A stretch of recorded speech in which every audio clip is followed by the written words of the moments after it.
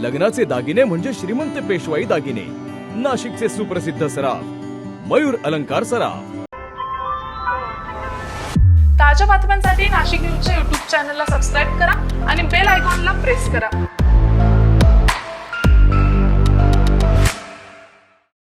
कुष्ठरोग हा शाप नाही तर एक उपचार योग्य आजार आहे। मायकोबॅक्टेरियम लॅप्रे जीवाणूमुळे होणारा हा जुनाट संसर्गजन्य रोग त्वचा, मज्जातंतू आणि नाकाच्या आतील त्वचेवर परिणाम करतो। सुन्नपणा, फिकट पॅचेस, बोटे वाकडी होणे किंवा नाक चोंदणे ही त्याची लक्षणे आहेत। संसर्ग झाल्यानंतर लक्षणे दिसायला 5 ते 20 वर्ष लागू शकतात, पण घाबरण्याचं कारण नाही। मल्टी ड्रग थेरपीने हा रोग पूर्णपणे बरा होऊ शकतो। म्हणूनच वेळेवर निदान करा, उपचार घ्या आणि जागरूकता पसरवा। सार्वजनिक आरोग्य विभाग, नाशिक महानगरपालिका द्वारे जनहितार्थ प्रसारित।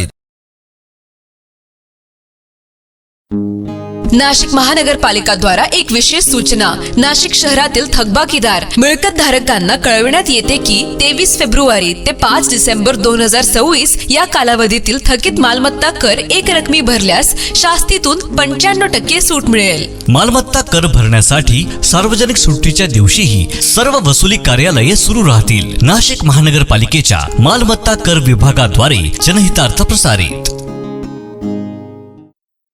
आखाती देशांमध्ये भडकलेल्या इराण आणि इस्रायल युद्धाचा थेट फटका आता नाशिकच्या बळीराजाला बसू लागलाय। युद्धामुळे दुबईतील बंदरे आणि विमानतळ वाहतुकीसाठी बंद करण्यात आल्याने नाशिकचा कांदा आणि द्राक्षाची निर्यात पूर्णपणे ठप्प झाली आहे। आखाती देशांमध्ये मागणी वाढूनही माल पाठवता येत नसल्याने निर्यातदार आणि उत्पादक शेतकऱ्यांचे लाखो रुपयांचे नुकसान होत आहे। मुस्लिम धर्मियांचा पवित्र रमजान महिना सुरू असतानाच युद्ध भडकल्याने आखाती देशांमध्ये भारतीय कांदा आणि द्राक्षांना मोठी मागणी निर्माण झाली होती। मात्र इराण इस्रायल युद्धाचे पडसाद थेट दुबईपर्यंत उमटले असून तिथली महत्त्वाची आयात निर्यात बंदरे सध्या बंद करण्यात आली। यामुळे भारतातून जाणारा शेतमाल अर्थातच अडकलाय।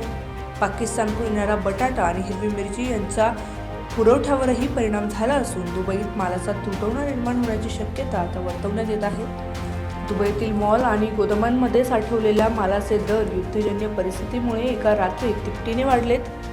मागणी वाढल्याने भारतीय निर्यातदारांना मोठा फायदा झाला असता, पण बंदर व्यवहार ठप्प असल्याने नाशिकचा कांदा आणि द्राक्षे पडून आहेत। ऐन रमजान ईदच्या काळात मालाचा तुटवडा भासणार असल्याच्या भीतीने तिथले नागरिक अतिरिक्त खरेदी करत आहेत। आखाती युद्धाची ही झळ आता थेट नाशिकच्या ग्रामीण अर्थव्यवस्थेपर्यंत येऊन पोहोचली आहे।